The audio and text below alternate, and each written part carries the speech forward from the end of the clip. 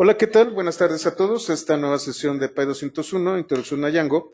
Esta sesión va a ser un poco más corta de lo normal, normalmente es de 2 horas. Tengo un compromiso, entonces por ahí del 20 para las 4, para las 5, perdón, estaría cerrando la sesión. Entonces vamos a aprovechar el tiempo. El día de ayer vimos peticiones y respuestas y hoy vamos a ver lo que es gestión de URLs.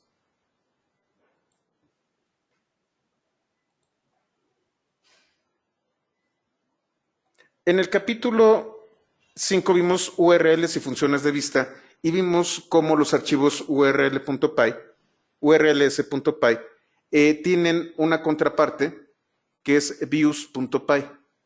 Esto es muy común. Esto me permite a mí tener un catálogo, un directorio de las URLs que están disponibles en la aplicación y estas URLs corresponden por lo general a una función que se ejecuta y regresa un objeto tipo HTTP response, como lo vimos el día de ayer. ¿Hasta aquí todo está claro?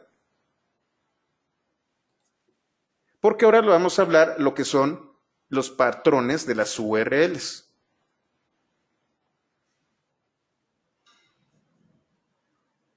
Como yo les comentaba, el módulo Django.urls es el encargado de hacer los filtros y aquí está la documentación.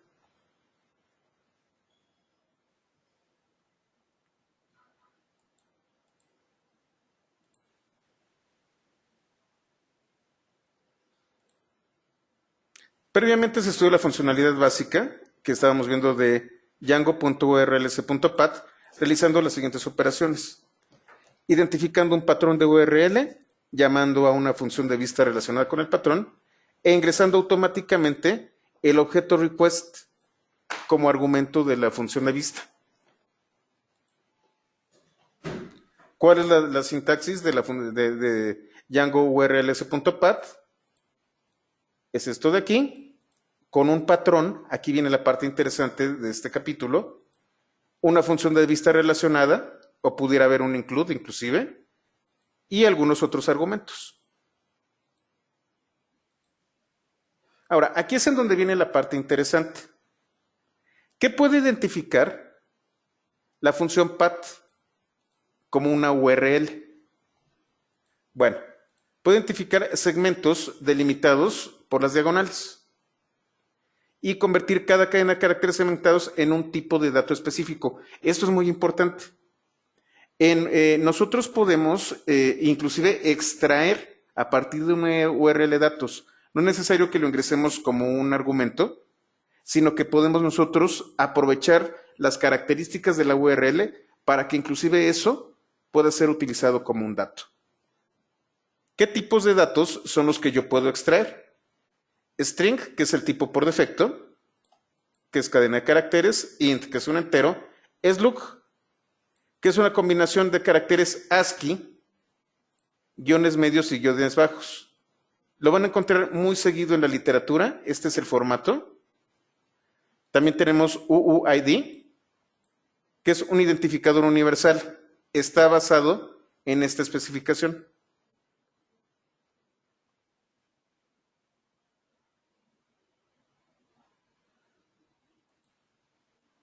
Y path, que va a capturar el segmento, incluyendo todas las diagonales. O sea, agarra absolutamente todo. Vamos a ver un ejemplo de cómo es que podríamos nosotros identificar algo. La URL main 53 azul 01 puede ser segmentada a partir de las diagonales. Entonces yo podría tener, recuerden, main es parte de la aplicación, esta no la puedo tomar, pero puedo tomar 53, puedo tomar azul y puedo tomar 01. Si yo no digo nada, el tipo de dato por defecto va a ser una cadena de caracteres. Vamos a definir entonces un patrón de extracción de datos. Voy a tener el patrón inicial, la diagonal, un segmento, la diagonal, otro segmento, y así sucesivamente. Patrón inicial es donde se encuentra la aplicación y el segmento de valor X corresponde a cada segmento a extraer. Cada segmento se le puede asignar un nombre.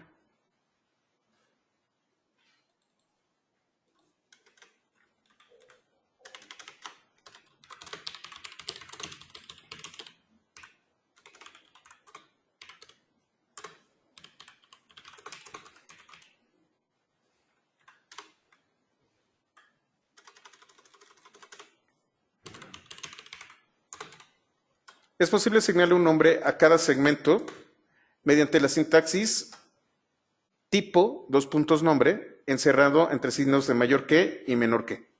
Perdón, menor que y mayor que. Entonces vamos a hacer esto. Para capturar estos segmentos,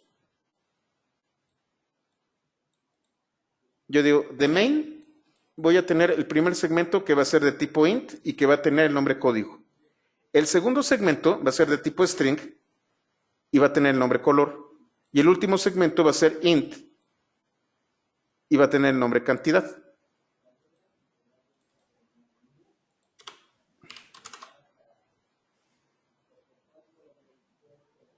Ahorita vamos a ver un ejemplo de cómo funciona esto. Además de identificar estos segmentos, yo puedo utilizar lo que se conoce como expresiones regulares para identificar cierto patrón de rutas. En Py 121,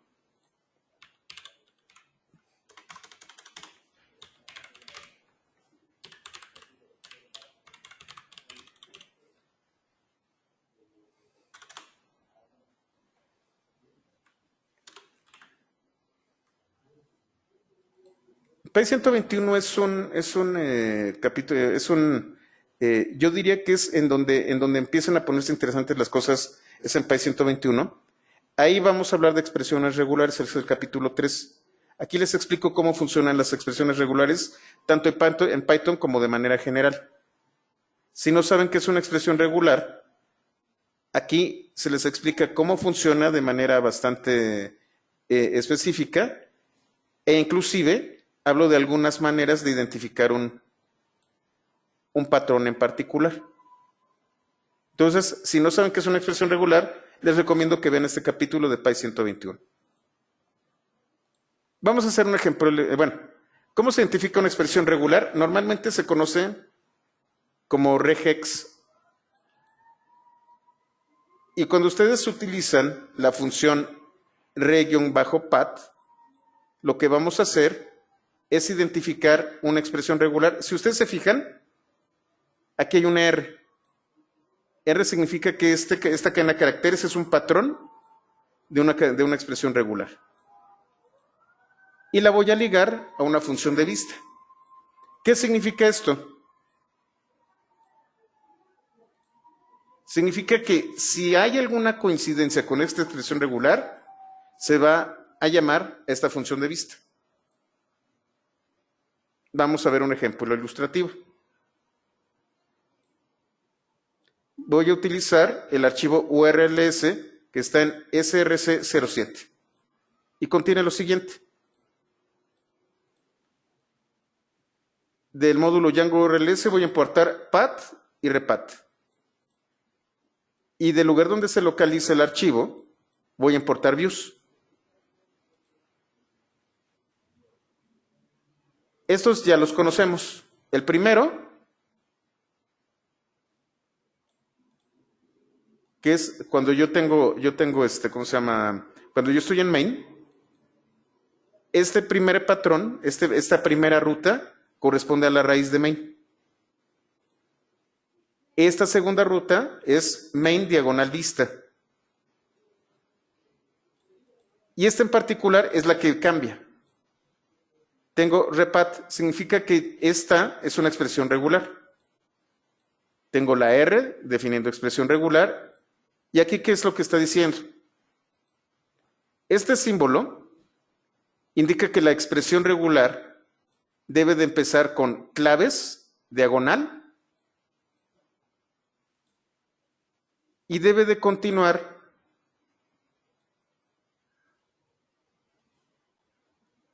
con 4 números que van del 0 al 9. Estos 4 números que van del 0 al 9 van a ser guardados con el nombre clave.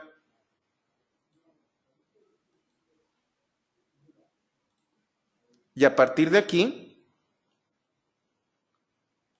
se llama a la función views.clave. ¿Qué va a ocurrir? Tan pronto como yo encuentro esta expresión regular, lo que va a hacer Django va a ser regresarme dos objetos. El objeto request y el objeto que contiene una cadena de caracteres y va a ser llamado clave. El primer argumento que se le mete a clave es request y el segundo va a ser esta clave que obtuvo de la URL.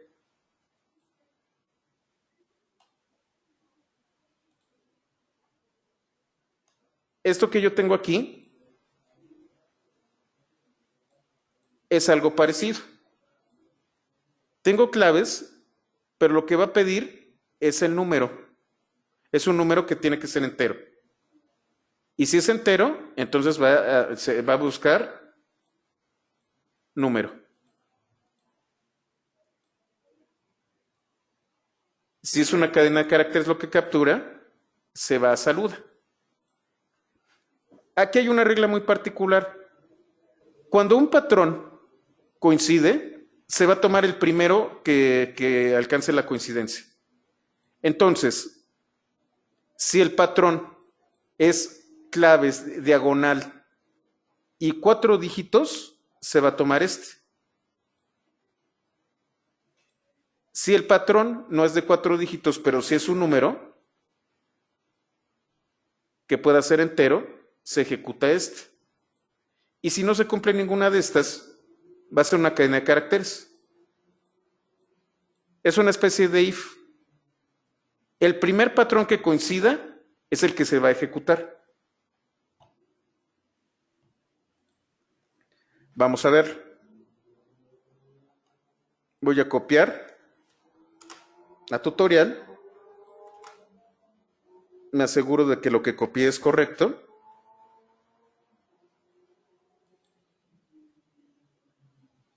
Y luego, pues obviamente voy a añadir las funciones que me faltan en views.py. Index ya la conocemos.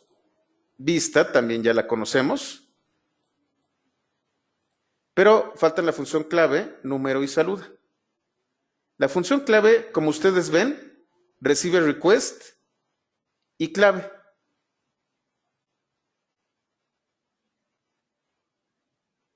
Esta clave. Recibe dos argumentos.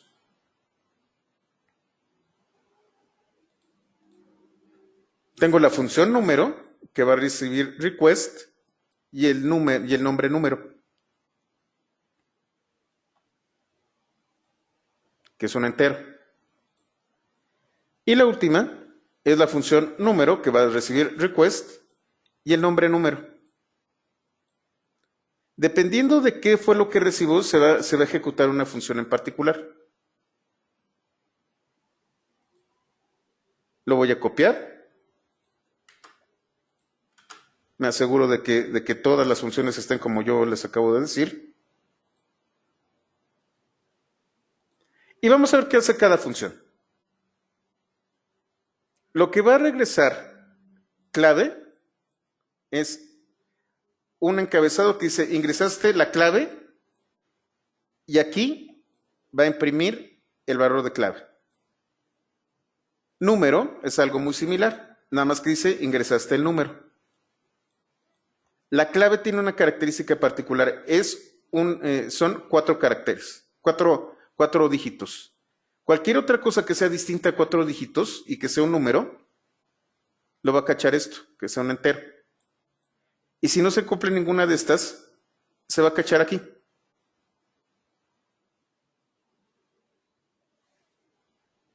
En lugar de utilizar esto, de hecho, me di cuenta de que hay un comportamiento distinto entre Windows y Linux. En Linux, esta instrucción funciona muy bien dentro de la notebook. En Windows no funciona tan bien. Entonces lo que voy a hacer es ejecutar esto directamente desde la terminal.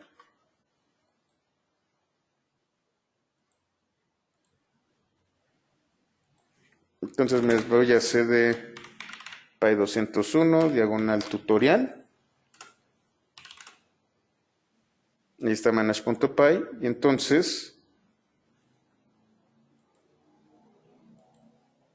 Python manage.py run server cuádruple de 0 2.5000.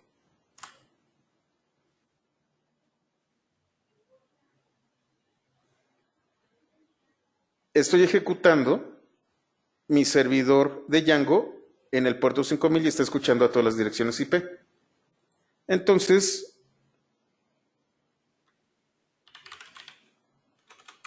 localhost 2.5000. Si yo le doy a la raíz, no va a encontrar nada, porque no tengo nada definido para la raíz. Otra vez, tengo la URL admin habilitada. Y tengo la URL main también habilitada. También tengo main vista. Y ahora también habilité main, pero con ciertos patrones. Si coloco 12, perdón, es claves. Perdón. Main, claves.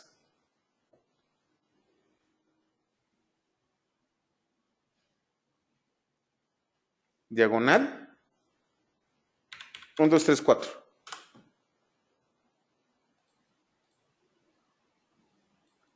¿Qué está sucediendo aquí? Después de main, esto empieza con claves diagonal.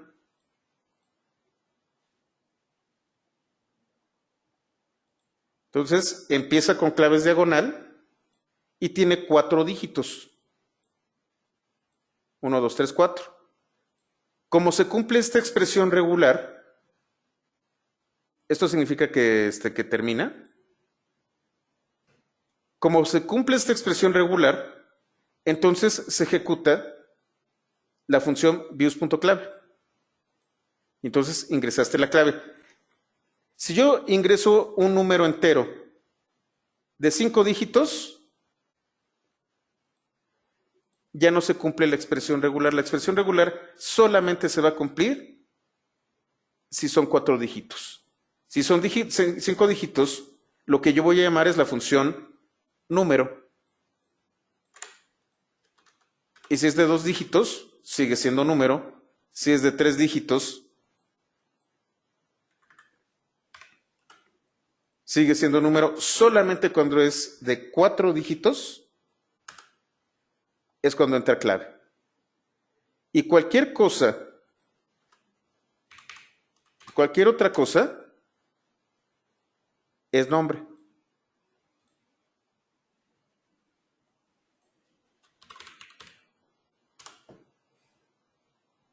Estoy extrayendo datos a partir de la URL. A ver, Alejandro. Ok, está bien. Permítanme un momento. Háganme un favor. Como les comentaba, viene el curso de Py 401. Está el descuento de 300 pesos. Lo único que tienen que hacer es registrarse y poner en los comentarios que son alumnos de Pythonista. Y con eso les hago el descuento. Hagan el pago de 300 pesos y ya está. Y pónganme nada más eso en el comentario. Es que me lo preguntaron de manera privada, perdón. Hasta aquí todo claro con la gestión de URLs, de cómo yo puedo identificar patrones. No solamente es el texto. Yo puedo identificar un patrón en el texto o el tipo de dato que contiene el texto y actuar en consecuencia. Con esto yo puedo extraer información directamente de la URL.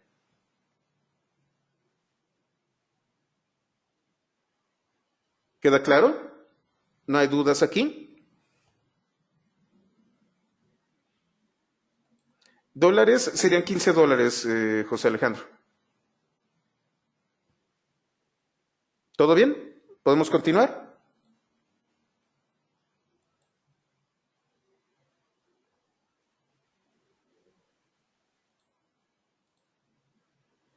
Lo que estoy haciendo es incremental. Entonces los archivos, tanto URLs como views, se están modificando. pero se está añadiendo contenido, no estoy borrando lo demás, sino que estoy generando contenido incremental. Con eso ustedes, si se van en el orden de los capítulos y lo van a repasar, van a ver cómo se van modificando de manera incremental estos archivos.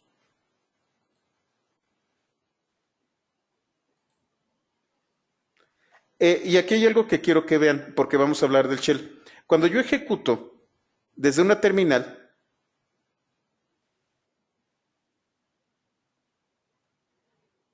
tengo una pequeña bitácora de lo que está ocurriendo, de cuándo ocurrió un evento,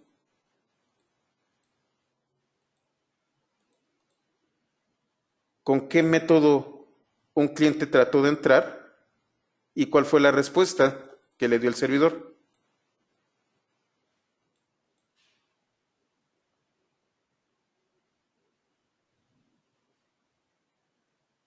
Esto me sirve mucho para la administración de un sistema. Para salirme de aquí, tecleo Control C y ya le cedo el control al sistema operativo.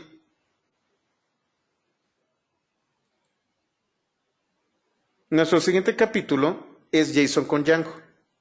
JSON se ha vuelto un componente importantísimo para los web services. De hecho, como yo les comentaba, es lo que está dejando atrás el modelo MVC y estamos generando APIs que son consumidas directamente desde el front.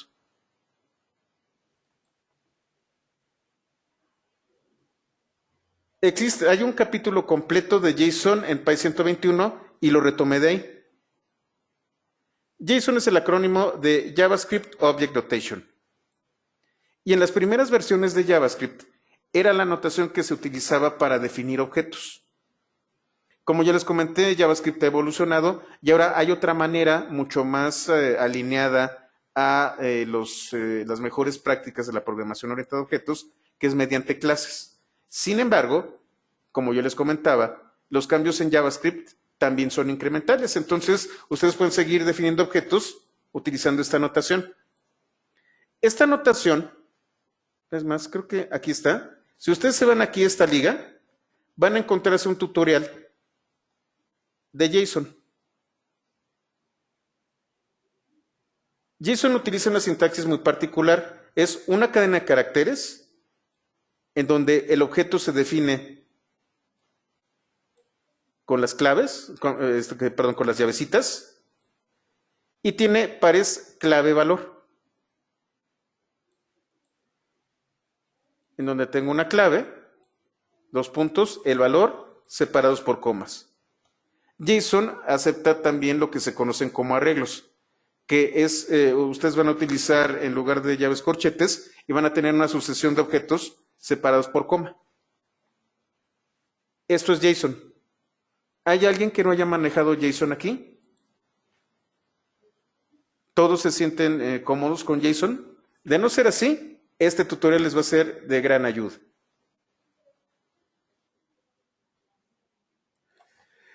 En el caso de Python, Python tiene una estructura parecida, pero no idéntica a JSON, que son los objetos tipo dict. Los objetos tipo dict también funcionan con las llaves y pueden colocar cualquier tipo de elemento utilizando pares clave-valor, que se conocen como pares mapeables.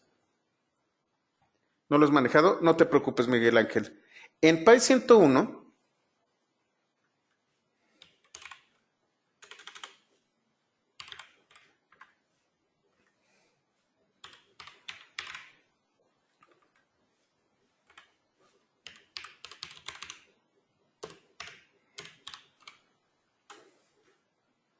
en Py 101 hay todo un capítulo sobre los objetos tipo dict, que es el capítulo 17. Aquí les explico cómo funcionan y cómo utilizan índices a través de sus claves.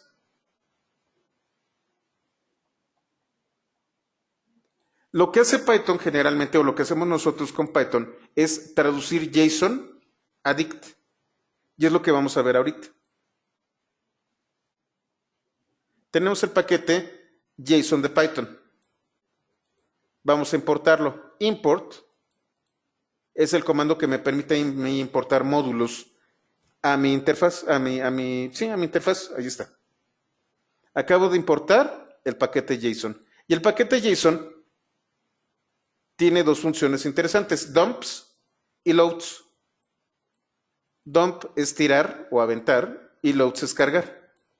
Bueno, la S indica que estas funciones van a regresar una cadena de caracteres. Vamos a ver. Aquí tengo un objeto tipo dict, en donde tengo nombre completo, tengo un objeto tipo list, que es muy parecido también a los arreglos de JSON,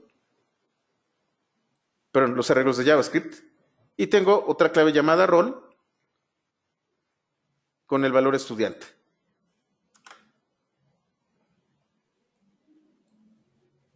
Cuando yo utilizo dumps, lo que va a hacer Python es este objeto tipo dict va a ser una cadena de caracteres en formato JSON.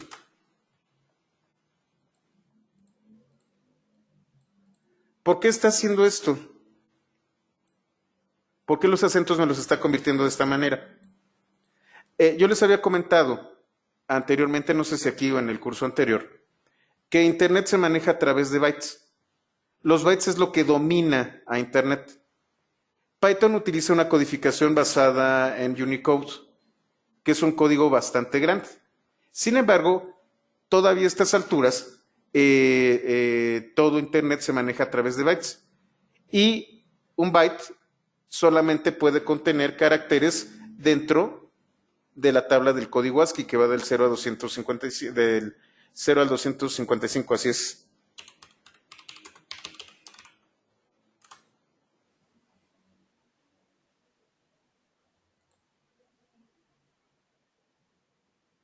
Esta es la tabla de código ASCII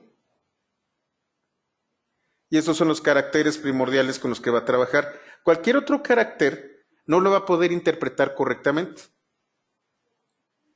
Lo que está haciendo Python con el módulo JSON, con el paquete JSON, es evitar estos errores. Y esto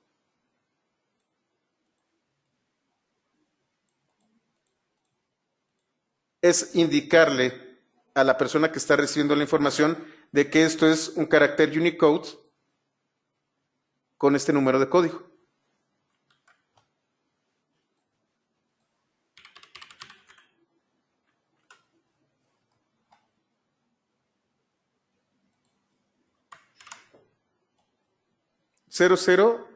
E9. 00E9 es la E con acento. 00E1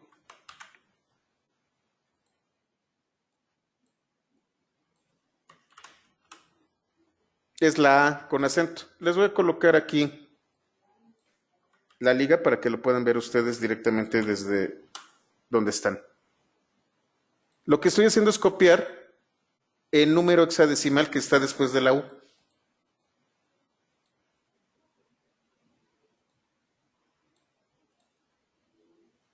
Al final de cuentas, nosotros vamos a utilizar bytes y lo que vamos a hacer es utilizar una notación que nos impida tener errores de codificación, que se vean las páginas tan horrorosas de que no entiendan de qué se trata.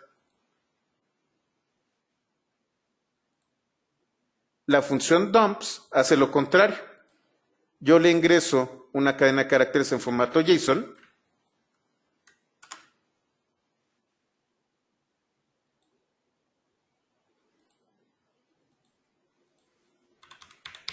esto me faltó. No sé por qué no está esta celda. Para añadir una celda, utilizo el botoncito de más.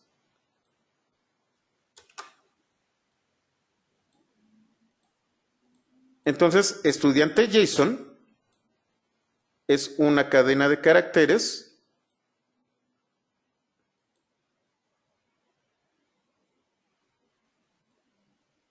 que contiene esto. Para yo cargarla,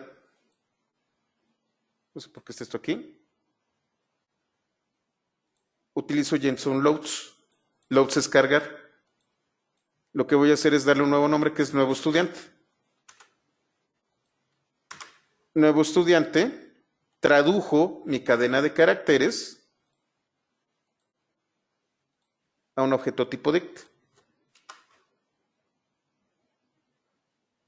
A esto se le conoce como serialización. Lo que estoy haciendo es, a partir de un objeto, que es el objeto tipo dict de Python, traducir sus valores en formato JSON. Esto lo van a encontrar de manera cotidiana en Internet. Cuando utilicen web services, lo que van a obtener es una cadena de bytes que van a utilizar una sintaxis y una estructura en donde empiezan las claves y van a tener pares mapeables, clave-valor, que pueden contener números, que pueden contener texto, que pueden contener arreglos y uno que otro objeto adicional. Estos son los principales. Y a partir de ahí, ustedes pueden crear, en el caso de Python, nuevos objetos, como ocurrió aquí, con loads.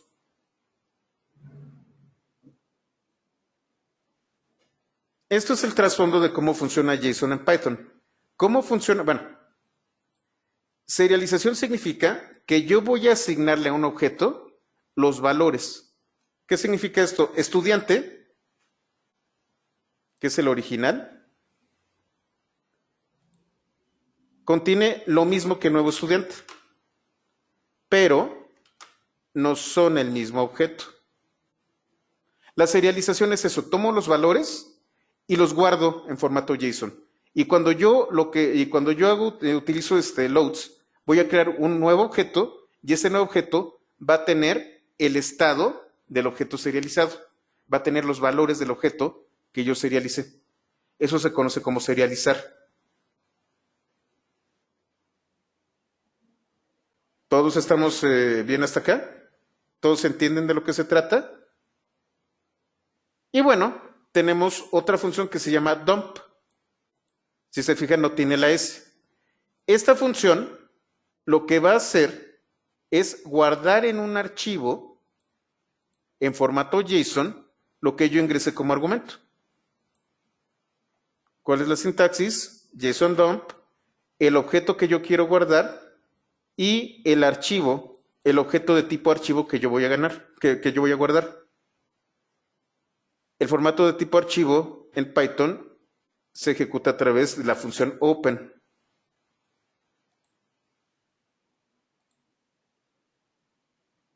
Lectura y escritura de archivos es el capítulo 23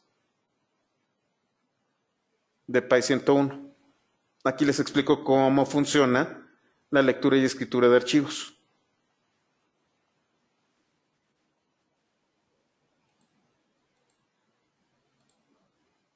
Entonces, ¿qué voy a hacer? Fíjense bien. Estoy aquí y no hay ningún archivo con la extensión .json.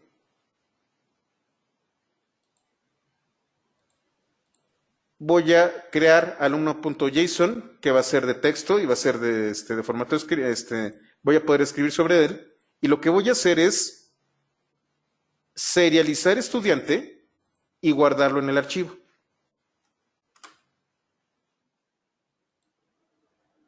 Creo que este cat no funciona aquí. No. Me lo dijeron y lo voy a utilizar. En el caso de Windows, es type.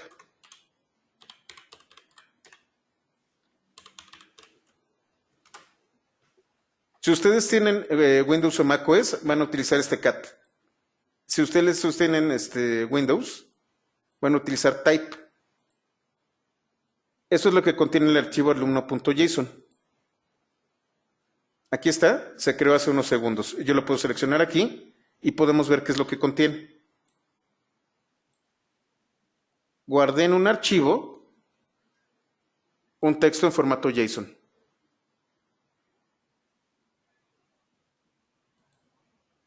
Load, sin la S, lo que va a hacer es extraer de un archivo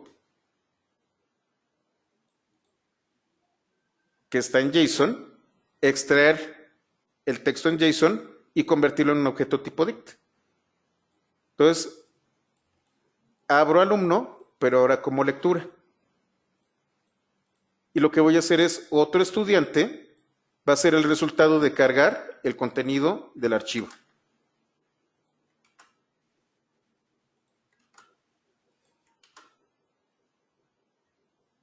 Contienen lo mismo, pero no son lo mismo.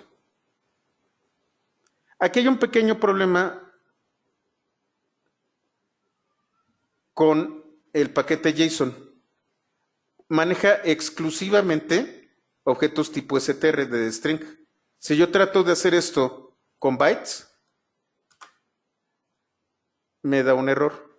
Siempre todo lo que yo quiera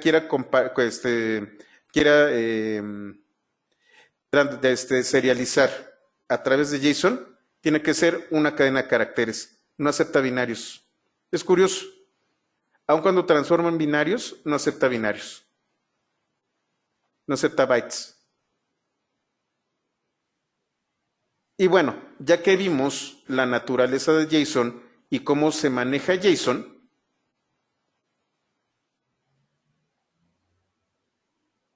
vamos a ver la clase Django http.jsonResponse. Si ustedes recuerdan de sesiones previas, Django HTTP contiene clases y herramientas para darle respuesta al cliente. Vimos HTTP Response. JSON Response va a regresarnos contenido en formato de JSON.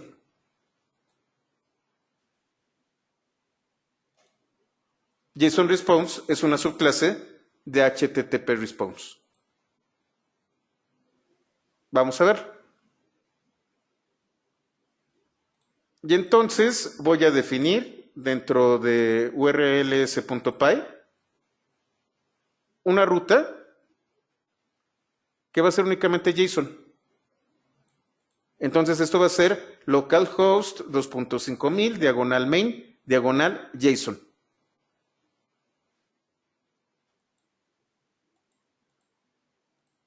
Y de views yo voy a tener la función respuesta JSON. Lo copio, reviso que esté correctamente. Aquí está. Y ahora vamos a ver en views la función respuesta JSON. Vienen todas las demás funciones, pero viene esta.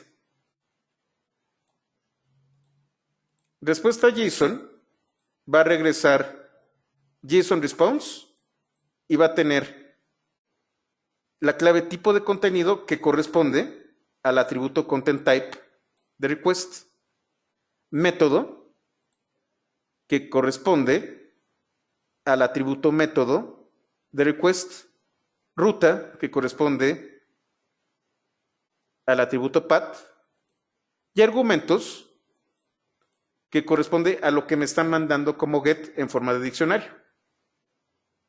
Esto ya lo hicimos nosotros, es lo que me regresa a vista. Pero ahora lo voy a guardar como JSON. Vamos a hacerlo. Lo copio, me cercioro. Fíjense, tengo index, tengo vista, que me regresa lo mismo que me va a regresar JSON, pero aquí lo estoy guardando, lo estoy regresando como HTTP y aquí lo estoy regresando como JSON.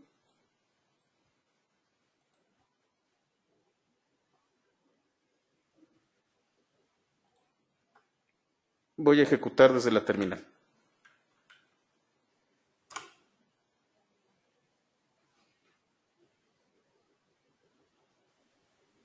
Déjenme hacer algunas cosas. Localhost 5000 diagonal main diagonal vista. ¿Recuerdan ustedes?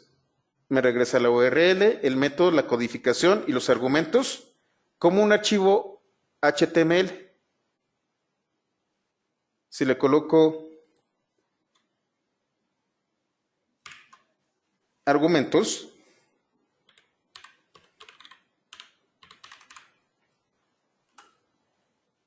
entonces me los regresa. ¿Qué pasa si en lugar de vista yo utilizo la URL JSON? Esto me lo va a regresar en formato JSON. Si ustedes están utilizando, ¿cómo se llama? Firefox, automáticamente lo va a traducir así. ¿Qué pasa si yo utilizo, por ejemplo, Chrome?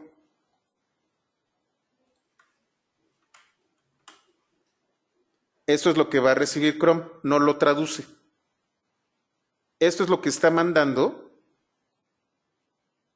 la función JSON en formato JSON.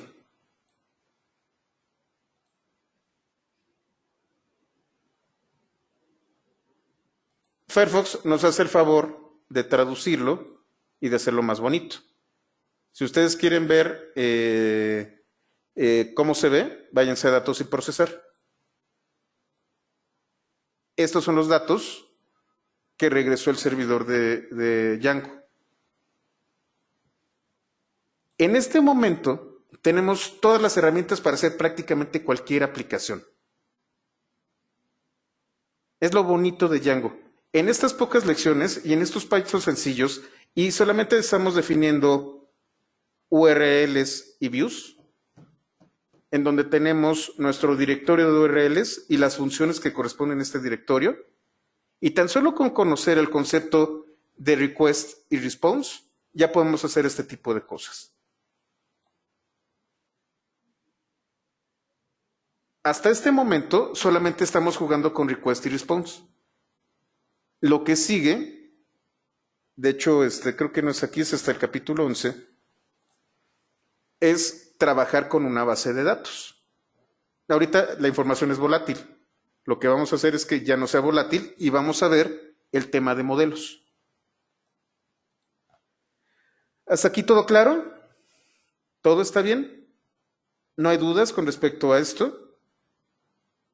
¿Jason les queda más o menos claro? Miguel, no sé si estés confundido. Todo bien. Perfecto, vamos al siguiente capítulo. Déjenme cerrar el servidor. Control C.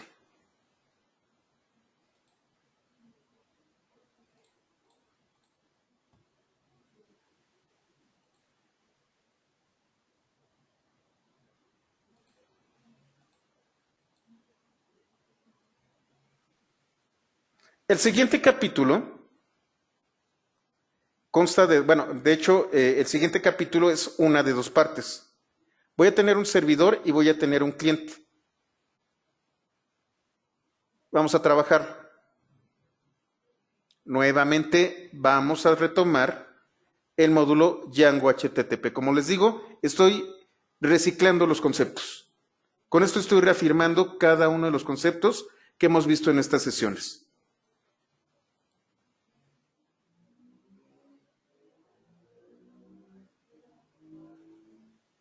Esta es la parte del servidor. Aquí yo voy a habilitar un servidor. Luego voy a abrir una notebook, que es el cliente de este servidor. Vamos a hablar sobre este paquete Django HTTP que ya hemos utilizado, que ya exploramos someramente, pero sobre el que vamos a estar trabajando un poco más. En el capítulo 6 de peticiones y respuestas, hablamos de HTTP Request. Vimos que tenía ciertos atributos. Aquí lo que vamos a ver son los métodos de HTTP Request. Y vamos a hablar, que también lo vimos muy rápidamente, un elemento que se llamaba, creo que HTTP Query. Vamos a ver.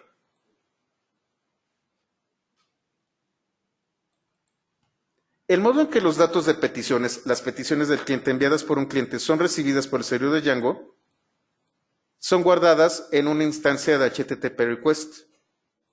El modo en que una función de vista permite enviar una respuesta es a través de una instancia o de una subclase de HTTP Response. Este capítulo va a hablar de todas estas variantes. Vamos a hablar de HTTP Request y de algunas variantes de HTTP Response. La documentación de este capítulo ustedes la pueden encontrar aquí.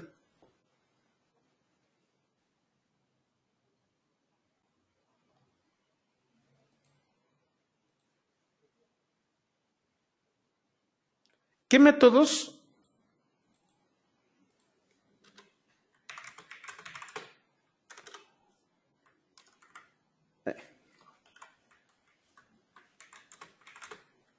Disculpen, déjenme nada más hacer una pequeña adecuación del texto.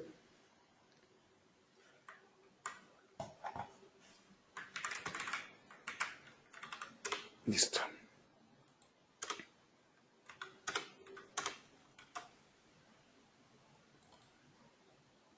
Bueno, ya.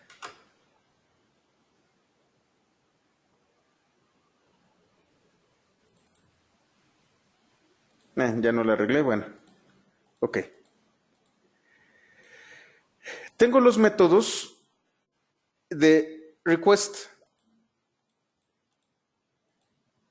¿Qué métodos son los que contiene todas las instancias de request y que puedo utilizar? GetHost, que me va a regresar la URL del servidor. GetPort, el puerto a través del que yo estoy recibiendo las peticiones. GetFullPath, la URL completa, incluyendo los argumentos que le estoy dando. GetFullPathInfo, este es similar.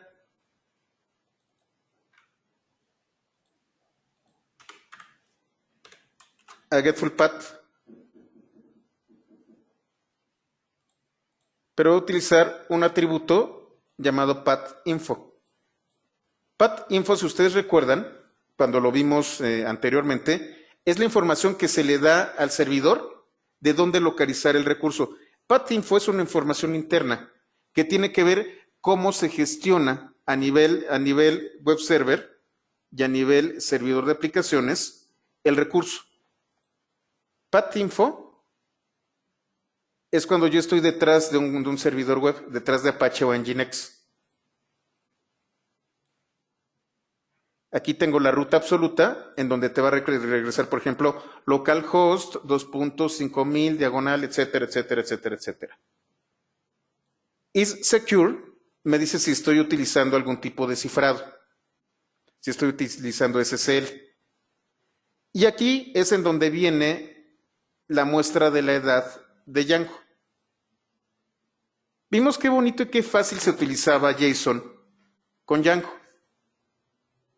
Nosotros tenemos estos métodos. Estos métodos vienen de un pasado no tan lejano, en donde utilizamos nosotros Ajax. Ajax no es una especificación.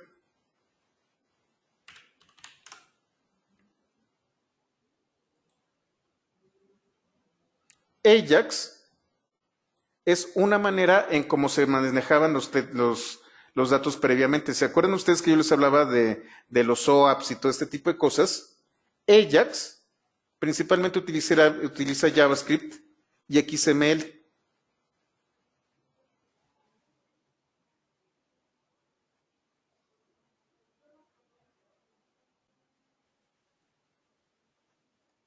En donde nosotros recibíamos un XML.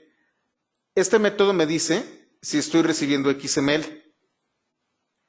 Este XML se va a gestionar como si fuera un archivo, como el que utilizamos nosotros con Open. Y entonces tiene readline, que también lo vimos en Py 101, y readlines.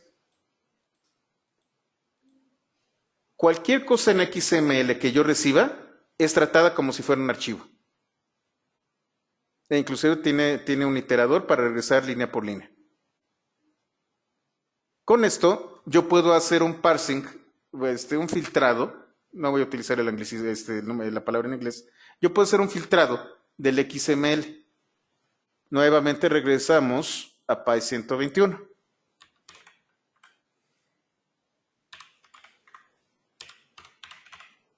Py 121 tiene un capítulo llamado XML como element tree. Aquí les explico cómo Python gestiona XML.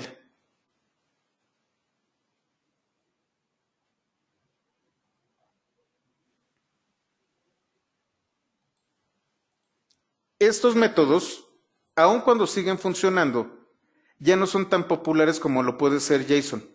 Sin embargo, vale la pena que existen y aquí están. Y tengo un método en el caso de que se envíen las cookies. No vamos a ver el concepto de cookies aquí, que esa es la mala noticia, creo que les había comentado.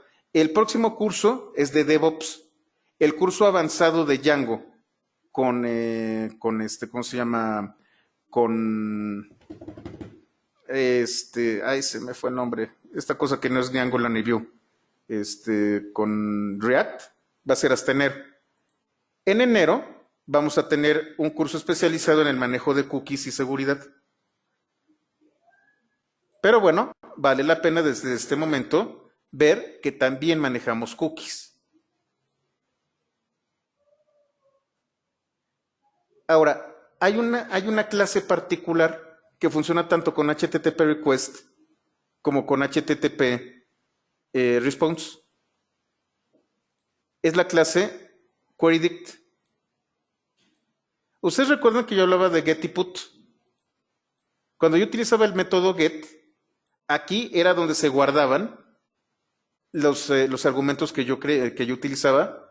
Y con put ocurría lo mismo, nada más que se utilizaba el método put. Tanto get como put guardan argumentos. ¿En dónde van a guardar estos argumentos? En un objeto instanciado de queryDict. ¿Cuál es la diferencia entre queryDict? Bueno, de hecho, queryDict es muy parecido a un objeto tipo dict, un objeto diccionario. Solamente hay una diferencia. La diferencia es que un objeto queryDict puede guardar claves repetidas. Les voy a dar un ejemplo rápido.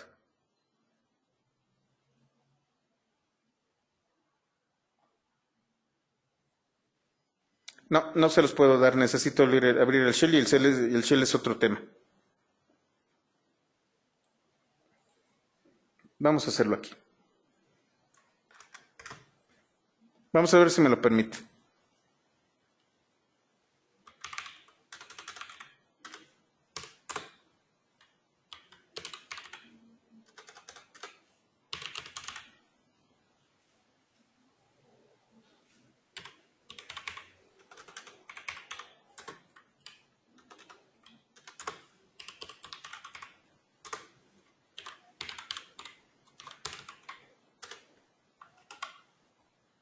A ver si me lo permite.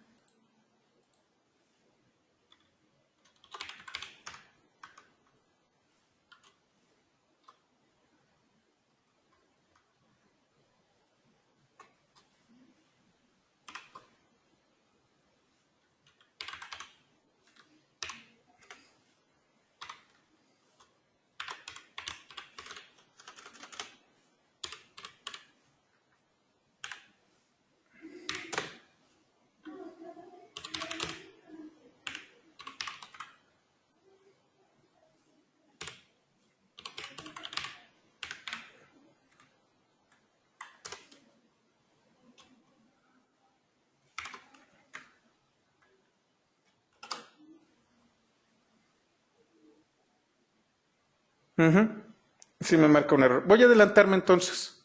Esto es un adelanto. Viene el capítulo y les voy a platicar de él. Es más, yo creo que voy a adelantar ese capítulo, que es el shell de Django, el capítulo 14. Vamos a traerlo aquí de manera práctica.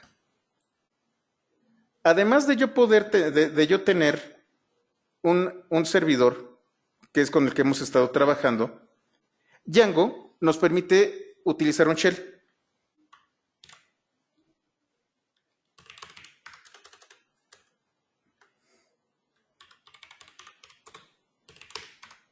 Manage.py shell.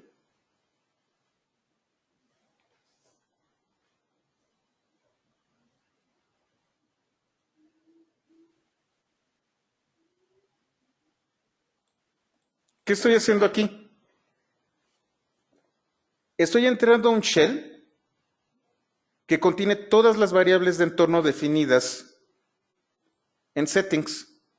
Aquí en tutorial settings, tutorial settings, tengo varias variables de entorno. Estas variables de entorno no las cacho yo aquí. Este shell en particular, si se fijan, se parece mucho a Jupyter. De hecho, utiliza IPython, que digamos es el papá de Jupyter.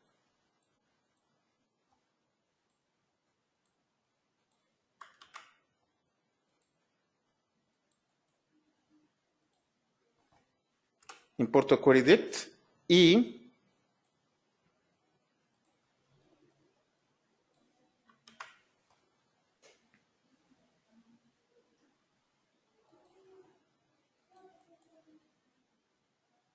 no se preocupen, esto lo vamos a ver más adelante, pero me interesa que lo vean.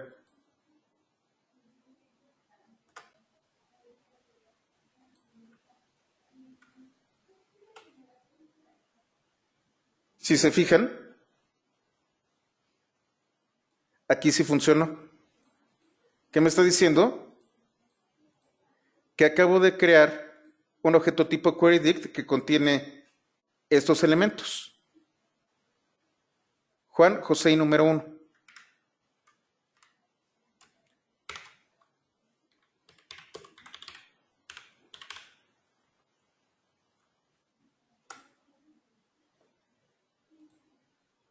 Cuando yo tengo argumentos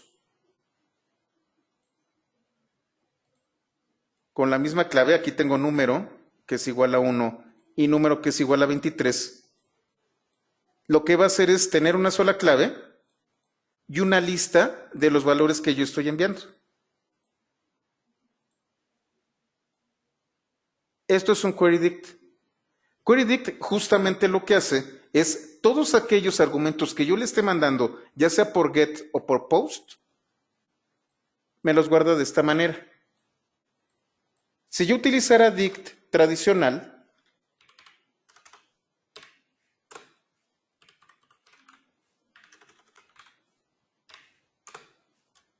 de hecho yo creo que voy a hacer un cambio, voy a adelantar el capítulo del shell para que podamos hacer esto directamente desde el shell.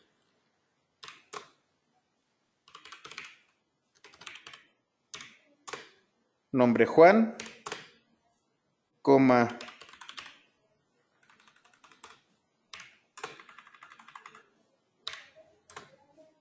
número 1. Es más, voy a utilizar la notación de dict.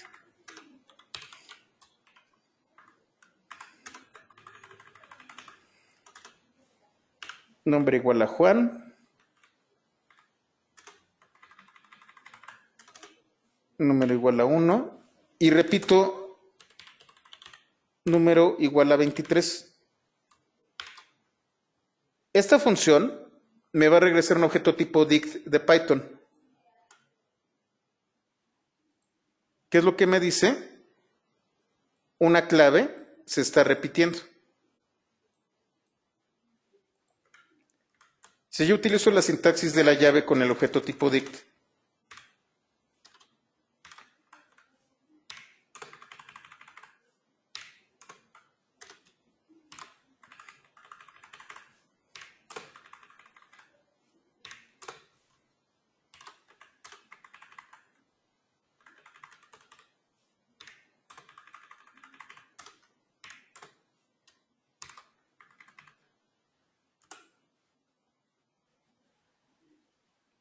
¿qué dice mal? Déjenme checar, me dice que, ya.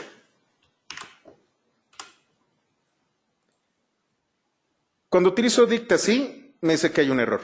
Y si utilizo la sintaxis de las llavecitas, sí lo va a aceptar, pero solamente me va a tomar el último valor de la clave número. Recuerden ustedes, estamos hablando de un servicio que está en Internet. A Internet y sobre todo al protocolo TCP/IP no le interesa cómo funciona Python. Entonces, en HTTP yo puedo mandar argumentos que se repiten y es válido. Lo que hace Django con la clase queryDict es ajustarse a las necesidades de Internet. Si a mí me van a dar argumentos en donde la clave se puede repetir, tengo que aceptarlos. Y eso implicó crear una nueva clase, que es queryDict.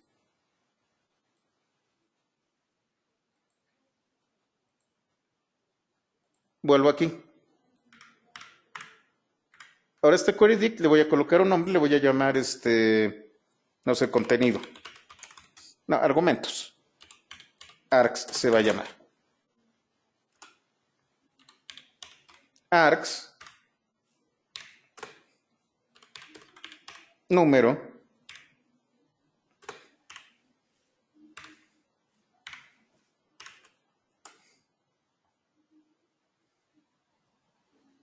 a ver qué pasó aquí, ax número, me trae el último.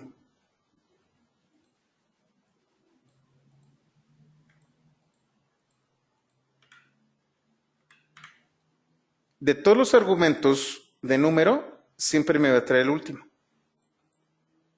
Yo tengo métodos para ver exactamente cuál de estos yo voy a querer. Creo que es punto list, déjenme me acuerdo. Code for keys get list.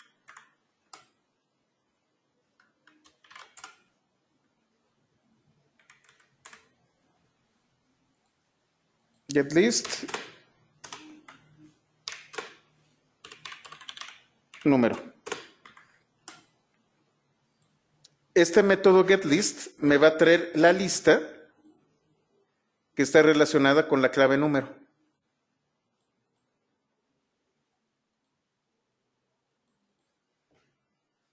Uno y 23.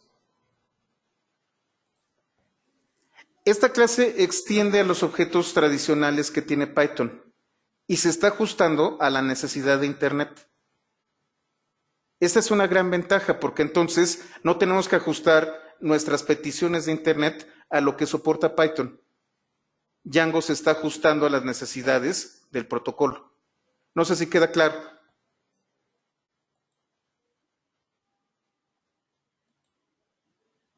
¿Todo bien?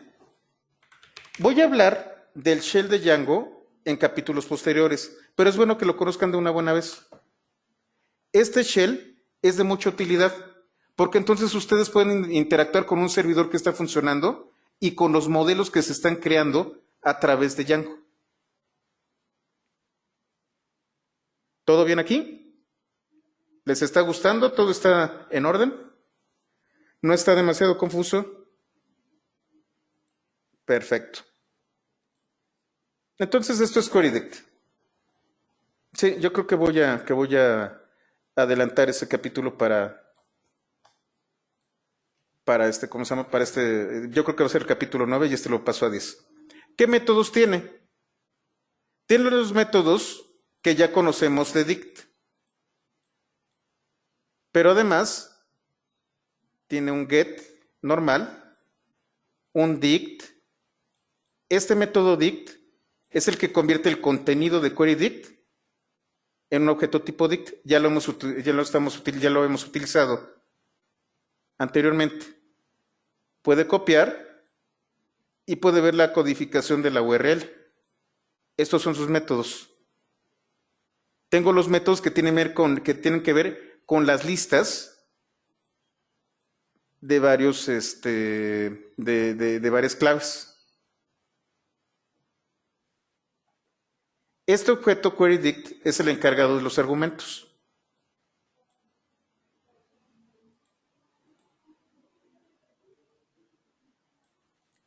¿Qué son los métodos de HTTP response? HTTP response tiene setItem, getItem, deleTem,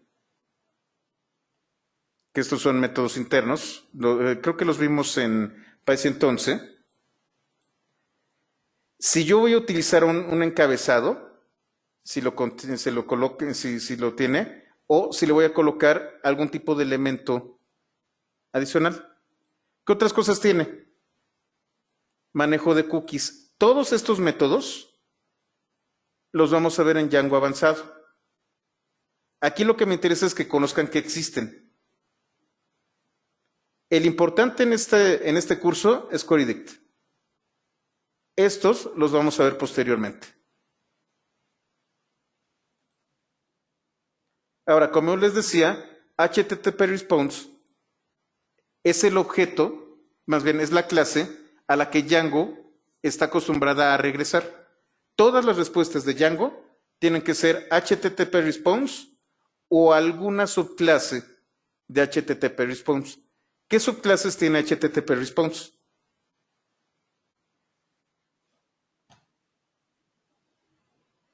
JSON response, file response, si yo quiero regresar un archivo, o streaming response. No está en los apuntes actuales, pero yo creo que file response la vamos a estar trabajando. Es cuando yo tengo un archivo y quiero regresarlo. Déjenme hago un ejercicio, denme el fin de semana para trabajar con file response. Streaming response es cuando yo tengo un flujo de datos que tengo que encaminar, que enrutar hacia el cliente. Lo vamos a ver en Django avanzado. El file response yo creo que sí lo vamos a ver en este curso. Denme chance de hacer un ejemplo. ¿Y qué más puedo mandar? Mensajes de estado. Yo tengo mensajes de estado por defecto. Redirect, que corresponde a 302. Response not modified, que corresponde al 304. Permanent redirect, que corresponde al 308. Estos son los mensajes de error que también están previstos por parte de Django.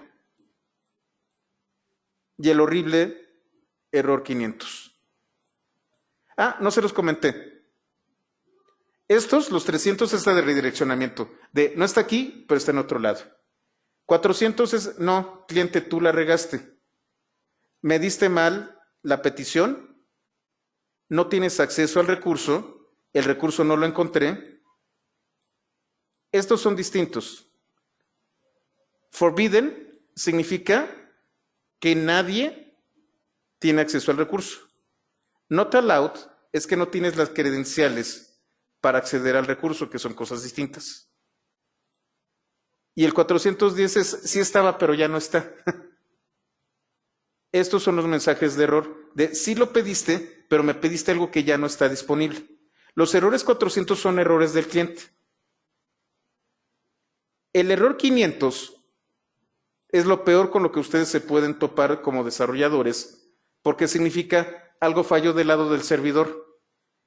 Y lo terrible de todo el caso es que el error 500 puede ser cualquier cosa. Cuando un usuario se topa con un error 500, es cuando levanta el teléfono y le llama al proveedor. Dice, oye, tronó tu programa. No es mi problema, es problema tuyo y tienes que revisar todas las bitácoras porque algo ocurrió. Ahora, además de los mensajes de estado, tenemos excepciones. Las excepciones también las vimos en PY 101. Además del mensaje, se genera un error. Estas son las 3 excepciones que maneja Django. Y vamos a ver un ejemplo. Volvemos a extender lo que ya conocimos. Tengo URL patterns, en donde tengo otra vez vista diagonal. Perdón. Ah, miren, aquí creo que ya lo cambié. Aquí es localhost 5000 diagonal. Luego tengo vista. No, sí, ya ahí está. Este es el de main. Es main diagonal, main vista, main clave con 4 dígitos, main claves con un entero de cualquier tamaño excepto 4 dígitos, main claves diagonal, una cadena de caracteres, main claves diagonal, un número, JSON, y aquí tengo 3 nuevos: contenido, error y listas. Vamos a trabajar con la función contenido, la función error y la función listas. Lo copio. Reviso que efectivamente se esté copiado, ¿sí? Y ahora tengo la función error. Voy a utilizar response server error, el famoso error 500. Y además del error 500 le voy a colocar un mensaje que es ups. Aquí yo voy a utilizar contenido. Ahorita les voy a platicar un poquito más adelante de este decorador. Y también les voy a hablar del Close Site Reference.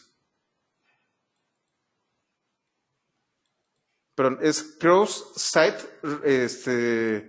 Remote Forge. Django tiene una característica, bueno, de una vez les platico. Django tiene una característica muy particular. Y de hecho, pues es una de las características que nos da seguridad. Imaginen que ustedes están en un banco, tienen el servidor de un banco, y lo que ustedes están haciendo es hacer transacciones, obviamente, con sus clientes. Puede ser que alguna persona fuera del banco arme una petición que sea fraudulenta, que sea, ¿cómo se llama? Se me olvidó el nombre, eh, los billetes, que sea falsificado. Imaginemos que alguien en un sitio, un atacante en un sitio externo, genera una petición que tiene la misma estructura que puede aceptar Django y la envía. Por defecto, cualquier petición que no venga firmada de un sitio de Django, es decir, yo te serví una página, esta página tiene un código. Si tú no me regresas ese código, significa que yo no te envié esa información para hacer el formulario. Tienes que regresarme ese numerito, es un identificador, y sin ese numerito identificador, yo no te voy a dar el servicio porque alguien podría estar falsificando la petición. Django solamente acepta peticiones de sitios que él mismo presentó. ¿Qué significa esto? Que el formulario fue servido por Django. Y los datos que vienen de ese formulario deben de tener este número de serie para poder ser procesados. Para facilitar las cosas yo estoy utilizando este decorador. Este decorador me está diciendo que esta regla que yo les acabo de decir no aplica. Le estoy diciendo, yo no quiero que revises si proviene de una página que yo creé. Puedes aceptar cualquier tipo de página. Cualquier tipo de petición. ¿Por qué? Porque lo que yo voy a hacer es enviar una petición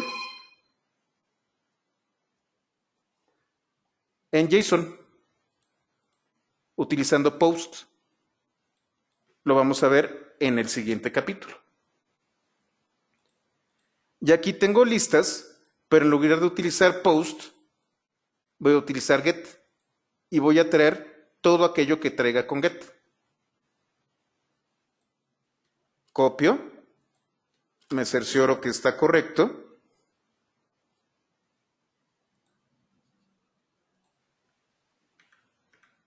Y reinicio mi servidor.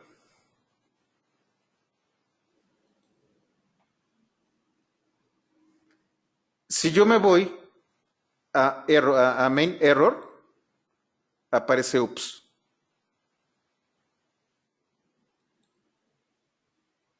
Si yo me voy a main listas, no me va a regresar nada. Ahorita les digo por qué. Si yo me voy a main listas y le doy argumentos, ahora sí me va a aparecer algo. Estoy regresando los argumentos que me manda. Fíjense cómo los está regresando. Los está regresando como texto normal. Lo mismo sucede aquí, nada más que aumenté los argumentos. Y si se fijan, repetí nombre. Aquí tengo un query dict.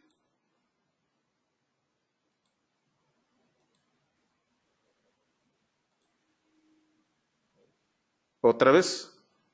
Ahora yo tengo contenido.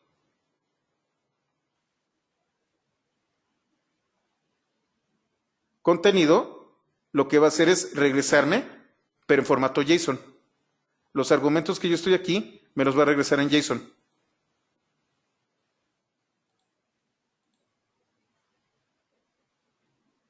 ¿Por qué no me regresó las cosas que les mandé? Ahorita veo qué fue lo que hizo. A ver, déjenme checar el código. Algo pasó aquí. Ah, lo que pasa es que estoy utilizando post. Si ustedes recuerdan, y creo que por eso lo separé, aquí todo lo que hacen los navegadores utilizan el método get. Contenido me está diciendo que me va a regresar todo aquello que se ha enviado mediante el método post. ¿Cómo hago para que esto funcione? Ah, ahí está el capítulo 10. En este caso sí lo puedo cerrar.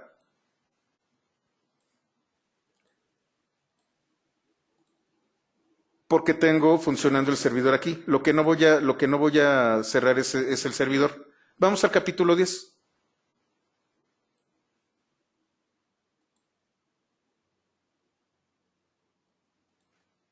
Aquí lo que tengo es una serie de instrucciones con request. De request voy a tomar post y get. Y entonces, respuesta get va a ser aventar con el método get, bueno, acceder con el método get a esta URL donde está el error. ¿Cuál es el estado, el código de estado que me va a regresar? 500. No, sí tengo que abrir el otro capítulo.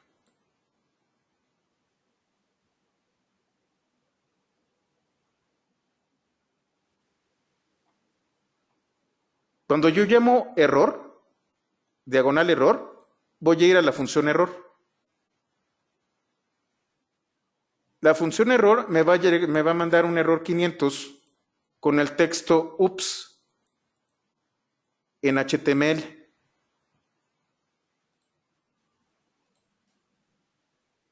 ¿Cuál es el contenido de respuesta, además del status 500?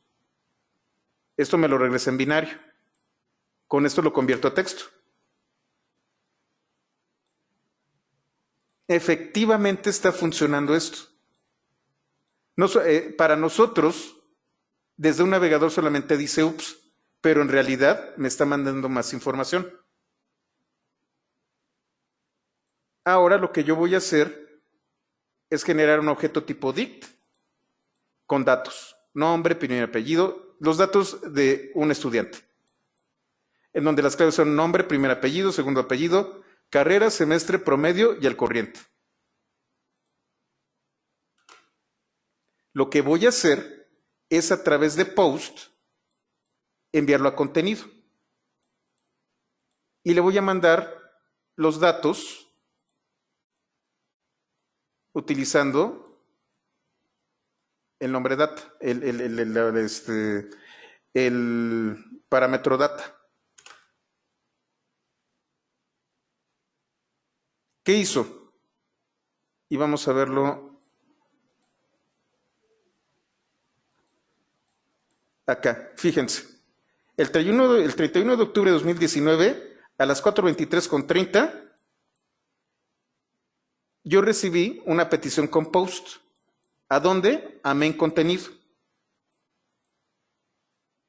Utilizaba el protocolo HTTP1 y sí encontré el recurso. Y regresé un recurso de 170 bytes. Eso es lo que me dice el servidor.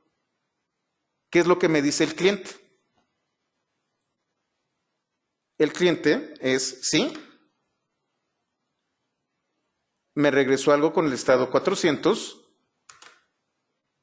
me regresó este texto,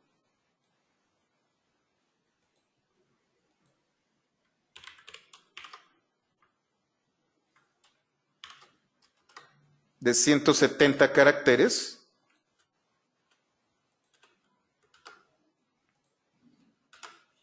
Esta es la URL de donde él me lo trajo y con esto cierro la respuesta.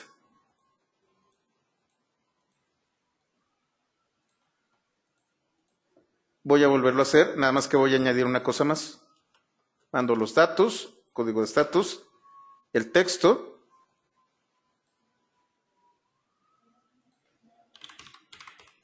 respuesta guión bajo post punto JSON. Esto está en formato JSON. Aquí estoy trayendo el texto crudo. Con este método, JSON lo traduzco a dict. Y esto sí puede ser procesado por Python. Esto es lo que envía el servidor y lo puede cachar cualquier cliente. Esto ya está procesado por Python. Y lo vuelvo a cerrar. Por eso es HTTP cliente. Esta notebook consume los servicios de este servidor que fue definido en el capítulo 9.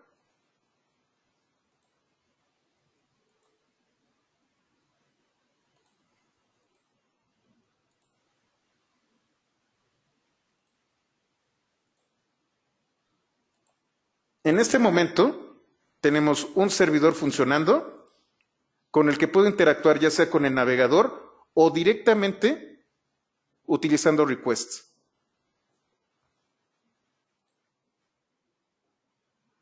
Con esto yo puedo validar. Y es ahí en donde viene Django avanzado. Esto que están viendo ustedes aquí, déjenme ver si está dentro de la estructura.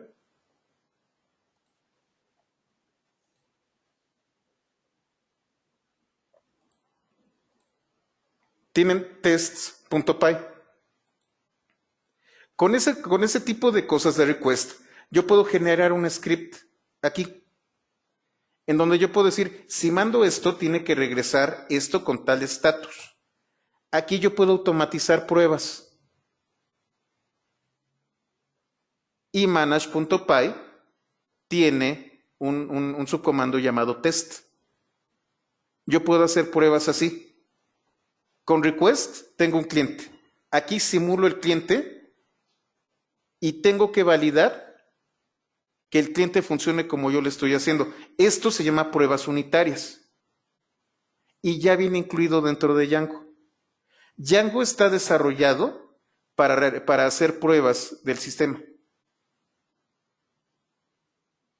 Es muy bonito Django, ya viene con muchas cosas que les son muy útiles. Esto lo vamos a ver en Django avanzado, que va a ser en enero. Para que vayan ahorrando y ahí en Reyes, les voy a dar la fecha del curso de Django avanzado.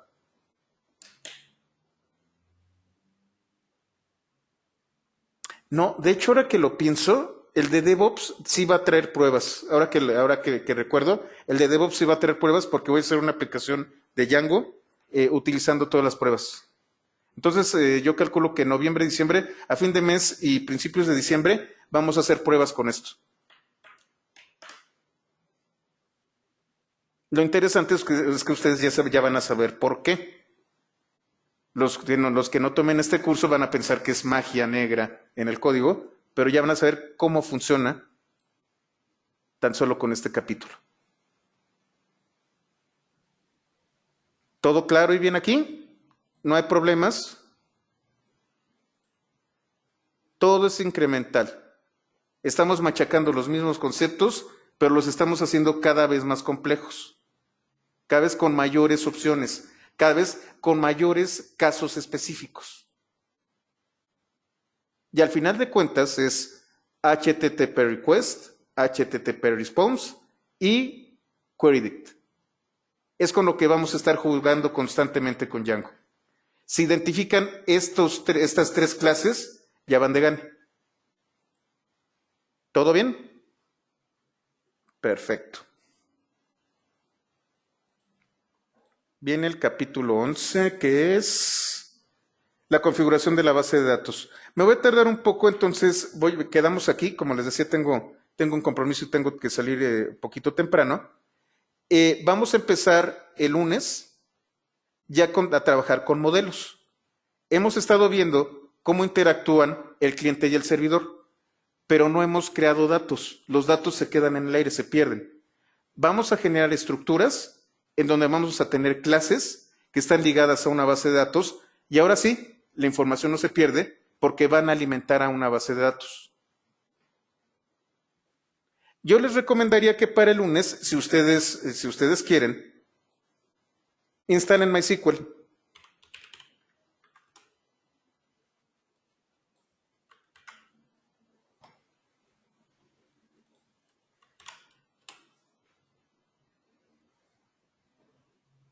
Hay un video en YouTube. Déjenme ver si está en Pythonista.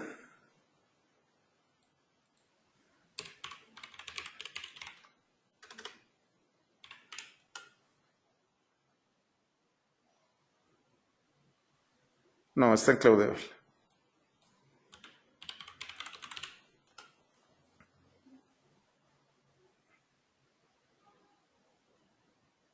A ver, déjenme ver. Videos.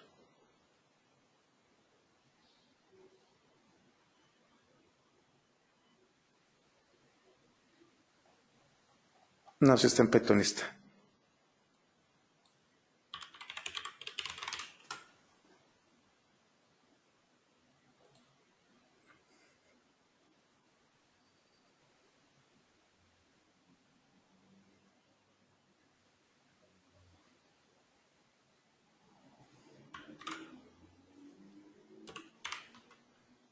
Aquí está.